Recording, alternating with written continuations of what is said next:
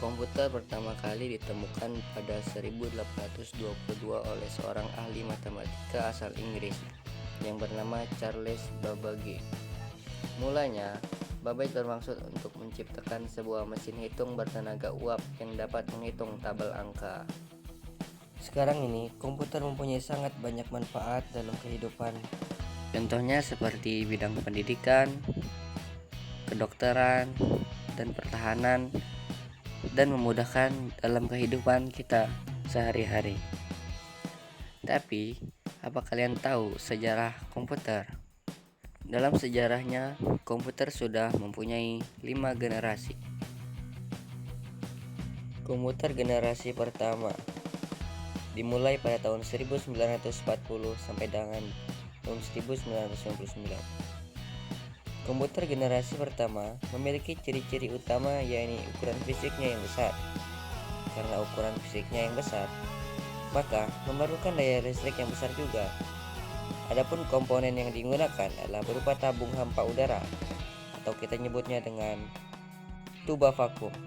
Programnya dibuat dalam bahasa mesin yang menggunakan konsep storage program. Data dapat disimpan di magnetic tape dan magnetic disk. Komputer generasi kedua bermula dari tahun 1955 sampai dengan 1965.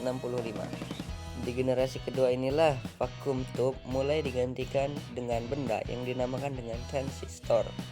Komputer pertama yang menggunakan teknologi transistor adalah komputer Univac Lark. Meskipun transistor memiliki ukuran yang lebih kecil daripada tubuh vakum, tapi kapasitas memori utamanya cukup besar dengan operasi yang lebih cepat. Komputer generasi ketiga yang ditemukan pada tahun 1965 sampai dengan 1970. Pada generasi ketiga, para ilmuwan sudah menemukan sebuah komponen yang lebih kecil daripada transistor, yaitu disebut dengan komponen IC, Integrated Circuits, sehingga hemat penggunaan listrik. Proses operasinya juga berjalan lebih cepat dan tepat dengan kapasitas memori yang jauh lebih besar. Magnetic disk yang digunakan memiliki sifat random access. Komputer di generasi ini juga dapat melakukan multiprogramming dan multiprocessing, serta dapat melakukan komunikasi data antar komputer. Komputer generasi keempat dimulai pada tahun 1970.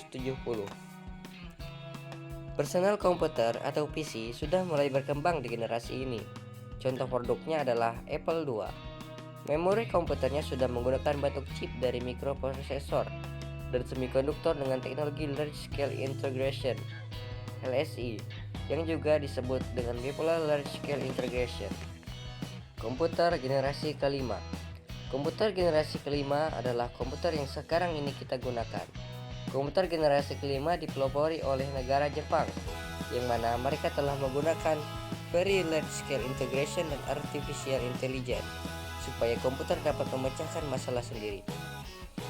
Selain itu, komputer pada generasi ini juga mempunyai jutaan warna dan resolusi dengan yang sangat tajam. Lalu, perkembangan teknologi komputer generasi kelima juga memungkinkan untuk dibuat jenis komputer portable alias laptop. Itulah penjelasan mengenai sejarah perkembangan komputer di dunia.